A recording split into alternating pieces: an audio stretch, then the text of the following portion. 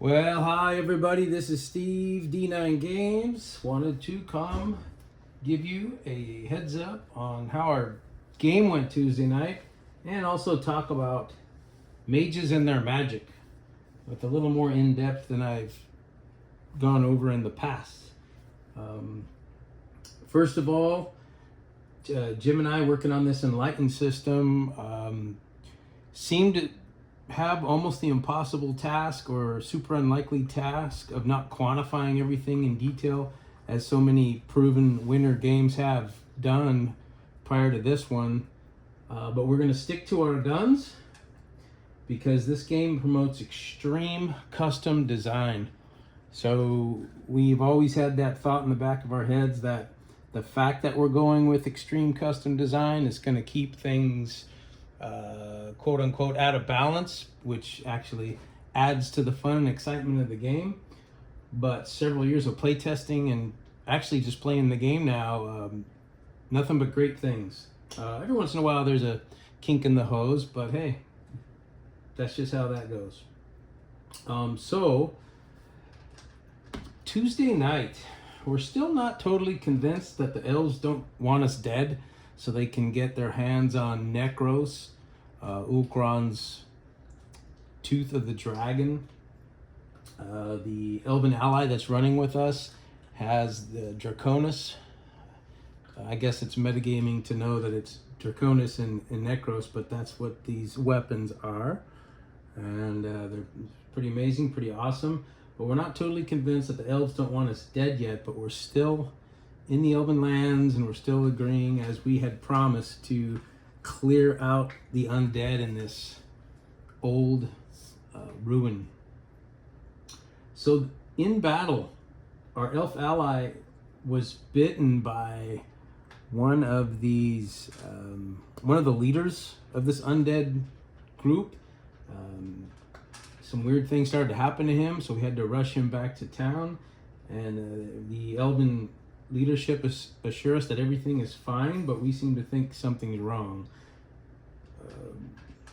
We think that maybe the bite is more than just a curse, more than just maybe some kind of disease, but we'll find out later. Running the game, we know that this is some type of vampiric action, so obviously they've tapped into either elves dabbling in partaking of beast blood, which would give them some type of taboo magic in their blood, or it could be Celt or a non-fey creature that's dabbling with both types, or it could be a beast that's partaking of elven blood or fey blood. But anyway, so this will lead us into mages and magic here, but that's just what's going on Tuesday night. We're noticing more chaos as the game progresses, which is exactly what's supposed to happen. So as we go into our characters, or if you want to call it levels, about level 5, level 6, I think our highest points of progression character has 600 and something, which is about level 6. And this game seems to top out at about level 10. It just gets so chaotic and powerful, and it could go on, but that's actually when you start rolling your adventuring life meter rolls. But just as predicted, the chaos of multiple enlightenments and different things that we custom design, you know how players can be pretty creative on how powerful they want to be. Durblin, our Corrigan sorcerer, rolled 3 9s, which is a second stage of enlightenment, and decided to create with his AoE, because as a sorcerer you gain area of effect standard, which is 4 squares in this game, 4 spaces, and then the next tier of AoE is like I call it the Rubik's Cube, or the 9 spaces. So with this 999, he's decided to, in the off season, of course, because you can't improve on a talent or an enlightenment until an off season, make his AoE only affect foes. So the game master agreed, so Durblin took it, and so now If he shoots an AoE effect, it will affect foes only and not allies. So it's some type of control through this enlightenment that Durblin had, and that's fully warranted by 3 9s, which is very hard to roll. So the undead are more powerful and in greater numbers here than even expected. So we had to take an early off season. We only gained 40 points of progression. And as you might know from the book, if you gain 50 or more points of progression, your next season is more peaceful, or there's more things in the world that have been taken care of. And so in this case, we're going into what I call an early off season. So when we get back into, which will be the fall, it's our 11th season with this group, the Refugees. We'll be going back into the fall with an increased level of danger on the wind. So we're still in the Elven lands. I'm not sure if we're going to stay and help them further, because remember, we think they want us dead so they can take our artifact, Okron's artifact. But if we decide to be heroes of our word and stay in there and get it done and maybe prove them that we are honorable, we will stay. Otherwise, we're going to head out maybe north. And I know Durblin proposed to the group that let's journey out in a far direction, maybe even oversea. So now, as you might know, the further you get from home base, the higher level things are, and you're going to have to find a place to take your off seasons and long rests in foreign territory. And definitely early is more deadly as we go into the fall.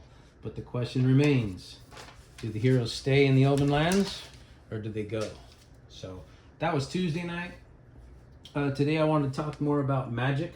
So I like to use it in forms of color, which also has its purpose. So you've got elemental magic is the basic magic. That's when a Celt, or pretty much anybody, it could be a Fae, it could be a Fomorian, doesn't matter, but when a Celt draws mana from the elements or the air, and it goes into the Celt's blood briefly and then out in the form of a casting or a spell, that's elemental magic. And of course, unless you are of Fae blood, which would be an elf or maybe a fairy folk, that elemental drawing in of mana would go into that elven or Fae blood and come out in what we would call soul magic. So anytime the Fae creatures, which they have fragments of moonstone in their blood, they would take that elemental magic and transmit it into soul magic, which you can, again, custom design that as you wish, but it actually is a hybrid between what I call moon magic and elemental magic, is the soul magic. Then there's the beast magic. Beast magic is magic that is not pulled from the elements. It's pulled from the very blood of a beast. So it's safe to say not too many characters could pull this off. I believe in our game, or in our particular version of the campaign, a Fomorian might be the only character that you can draw up that has beast blood. So when a Fomorian pulls magic from his very blood and casts a spell, that would be beast magic. Now, the problem is this: can you pull magic out of your blood and not just draw it from the elements? That's going to have to be a special circumstance. So it's very rare for a Fomorian to cast magic, because they don't have the abilities to pull it from the elements. Now, of course, that's what a dragon does. A dragon pulls magic from its very blood and expels magic or fire breath or any kind of spells that they're casting, and that's basically the definition of beast magic. Then I have moon magic, which is from Fae blood, so exactly the same as beast, where you're pulling it from your very blood and casting. Now, in our game, the way we've custom designed it is the moon magic is an elven magic or a Fae magic, and it's something that comes from the blood of the Fae and in the form of a spell, but they're not really casting aggressively. It's more of a healing, or and not divine for sure, but this is a magic moon magic, which is more of a healing magic, or maybe some type of version opposite of beast magic, where beast magic might be more destructive and moon magic might be more uplifting or life-giving. So that's for you to custom design. That's how we run it. And then of course we have, I already mentioned, soul magic is if somebody pulls from the elements through their fey blood, that's where you get the soul magic. Likewise, if you pull from the elements through your beast blood, you might be using tainted magic. So tainted magic is a combination or a hybrid of beast magic and elemental magic. Now there's different ways to do this. Let's say I'm a Celt and I'm working elemental magic, but I have a wand that was magically enhanced or imbued with the blood of a dragon. Well, that might give me tainted magic. Now, if I have an orb that was designed by the elves with moonstones, of course, I'm pulling or drawing from the elements or the air, and I'm delivering magic through this orb, which might give me soul magic. So there's different ways to hybrid that, whether it be in your blood or in a magic item, an orb, a wand, a staff, and some type of implement. And then, of course, the one that we don't talk about, because in our game it is taboo, and that would be a combination of beast magic and moon magic. So how would that even be a factor? Possibly a fey creature using an element that is imbued with beast magic, and then they could come up with this taboo type of very powerful, very deadly magic, which we happen to custom design in our game. That is if combined with enough experience. So if you have a mage or a wizard who's experienced in potions, and maybe they can mix just the right amount of dragon blood with some moonstone that's crushed just right, and it's seasoned, maybe a couple of seasons, it incubates in a tube and becomes this orange liquid that is what we would call like a taboo, where maybe you drink it and you become kind of vampiric, or you can have eternal life and be similar to the elves. But that's some of the names and colors associated with the different magics. And remember, most of these things I'm talking about have been custom designed from gameplay. So we felt like we were committing to a game system that bordered on impossible or extremely difficult to quantify, but we're sticking to it and beginning to realize how cool it can be. We're very excited about that. Drawing mana always has elemental magic to start. As it travels through the blood of the caster, it either stays elemental or combines with special blood to become tainted or soul. So that's just the summary of that, where we can get hybrid magics. So that's a little bit about how we're doing it.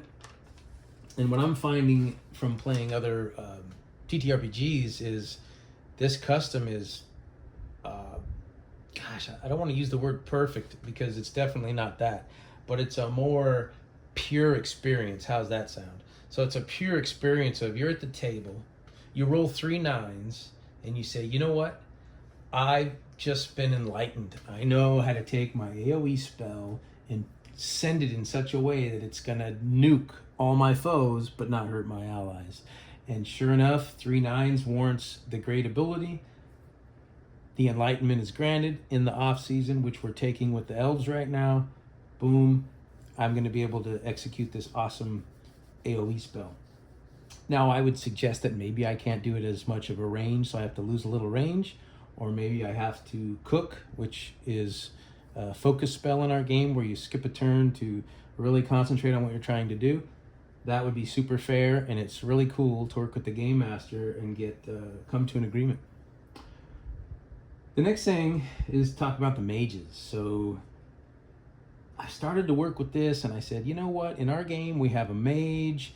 The mage does 1.5 times the overroll. They take half the damage on an underroll, and they do their thing. Now, if you want to spend 100 points of aggression as a mage, 100 pop, we say, you can take a seer package, which in my opinion is a very conservative choice. Maybe you're more of a bookworm or a ruin worm, and you're going to be conservative to where now you're only dealing damage on an attack in the overroll, but you only take one, or a glancing blow we might call it, is 1 point of damage on a miss.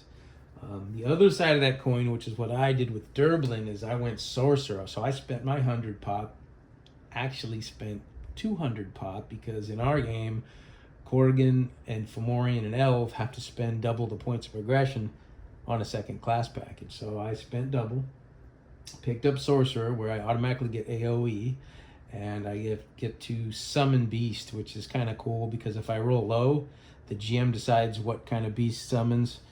And if you're working with beast magic, you might summon a demon or something that starts attacking your group.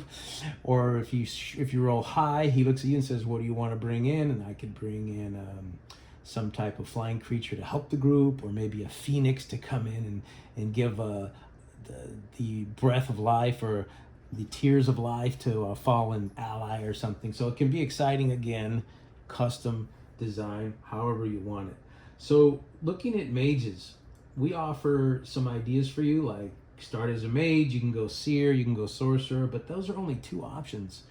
Think of a D9, which is a 10-sided dice. You got a 0, that might be the seer, very simple, and you got the 9, which might be the sorcerer, very wild, double the damage on a hit, full underroll on a miss, damage to yourself, stuff like that. But what about the 1 through 8? A 1 could be maybe not as conservative as a seer, but maybe like a druid. Or maybe a 3, 4, 5 would be like a wizard, or you could have a different type of caster that works with little elements and things, and like a tinker or something. But the point of it is you custom design your classes. Mage just gives you a head start, then you get to be any kind of magic user or wizard or caster or whatever you want with your second tier. And also, you can have different types of magic you're using. So you can be a seer of the elemental magic. You could be a seer with a certain implement that gives you beast magic. So you got this seer using beast magic and a sorcerer using soul magic or moon magic. And it's just, sky's the limit. So there's basically 10 different, or there's more than 10. There's infinite amount of different mages you can be. But then there's 5 types where you could be a moon magic sorcerer, a beast magic sorcerer, a tainted magic sorcerer, whatever the case may be. And then, of course, the taboo of the combination of moon magic and beast magic will continue to be a taboo in our game to keep it fun and exciting as to different things that pop up. So that's it. That's all I really wanted to say. We're having a lot of fun with the custom feature. We're creating things that are brand new and not just everybody knows it's in the book, and we're loving it. So hope any of that helps. And this is for the Enlightened system, the way we run our magic, spells, and mages. Until next time, peace.